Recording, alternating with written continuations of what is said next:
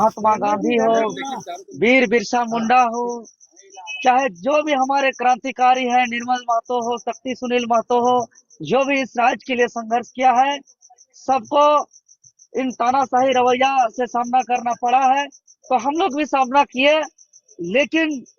आज जिस छात्रों के हक अधिकार के लिए आज हर दुख तकलीफ दर्द पीड़ा का सामना किए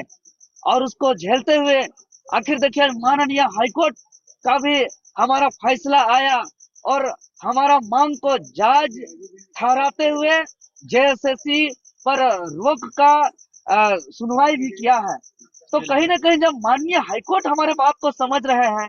माननीय मुख्यमंत्री महोदय भी सीआईडी जांच का आदेश दिए हैं, मतलब माननीय हाईकोर्ट महोदय इस बात को स्वीकार कर रहे हैं कि जेएसएससी सीजीएल परीक्षा में गड़बड़ी हुई है। माननीय मुख्यमंत्री महोदय भी माना है कि जेएसएससी सीजीएल में गड़बड़ी हुई है। लेकिन आज जिस प्रशासन को वेतन मिलता है, पब्लिक का पैसा मिलता है और प्रशासन या थाना में बड़े बड़े अक्षरों में लिखा जाता है सेवा ही धर्म, और अगर थाना में कॉल भी कीजिएगा किसी थाना प्रभारी को तो गाना भी बजता है कि हमको जो है कि आपके सेवा में है झारखंड पुलिस। लेकिन शायद वेतन भोगी बन करके वेतन लेकर के पुलिस प्रशासन का जो कर्तव्य होना चाहिए, लॉ एंड ऑर्डर का देखना, एक प्रशासन का जो कर्तव्य होना चाहिए विधि व्यवस्था को देखना, लेकिन जो वो दृश्य था किसी भी प्रकार से विधि व्यवस्था को तो दुरुस्त करने के लिए नहीं था। हम हाथ जोड़ रहे थे, हम हाथ जोड़ के कह रहे थे कि हमको मैसेज देना है, हमारा सीटों को बेचा जा रहा है, हमारा सपना को चकनाचूर किया जा रहा है, हमारा मेहनत को पानी में फेरा जा रहा है। जेएसएससी कार्यालय से हम निवेदन करते हैं, डॉक्यूमेंट वेरिफिकेशन को रोकने के लिए हम आग्रह करने आए हैं, हमको जाने दीजिए, हम एक भी बैरिकेडिंग को टच भी नहीं करेंगे।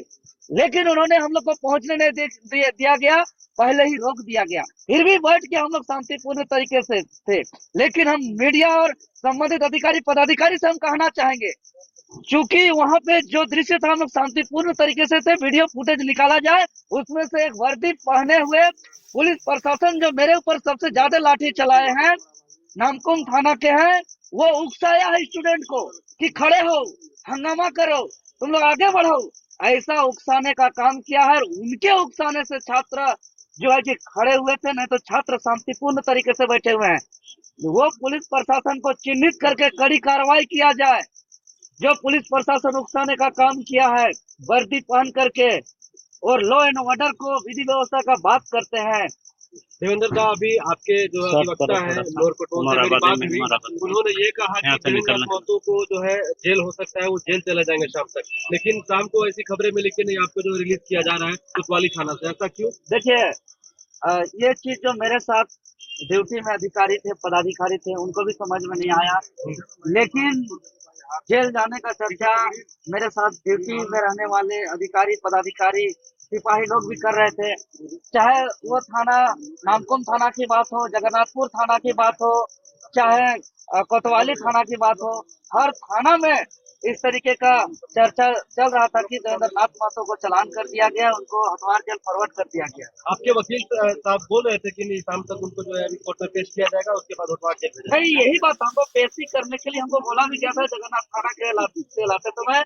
कि आपको मेडिकल करा करके कोर्ट में पेशी करके आपको हथवार जेल भेज दिया जाएगा, इस तरीके की बातें था। लेकिन झारखंड का जनता का प्यार है मेरे ऊपर, झारखंड का जनता का आशीर्वाद है मेरे ऊपर कि जिस सच्चाई के लिए हम संघर्ष करते हैं, तो झारखंड सरकार को यह महसूस हुआ कि देवेंद्र नाथ महतो अगर जेल जाता है तो पूरा राज्य अशांति हो जाएगा, पूरा राज्य उथल-पुथल हो जाएगा। यह दबाव का अंदेशा सरकार को था और चूंकि हम सच्चाई के लिए संघर्ष करते हैं, सच्चाई के साथ हम हमेशा सामना किए, लाठी खाए अपने बदन पर और जेल भी जाने के लिए हम तैयार थे। क्योंकि जेल हम जिसको पढ़ते हैं, चाहे वो भगत सिंह हो, वीर बिरसा हो, सिद्धू कानू, नीलांबर पीताम्बर, फूलो जानो, चांद भैरव, निर्मल महतो, सुनील शक्ति महतो, सबने जेल तक का सफर किया है। तो हम लोग भी सोचे कि संघर्ष का हिस्सा है। आगे अब अभिलाष के लिए देवेंद्र नाथ महतो ही क्यों, बाकी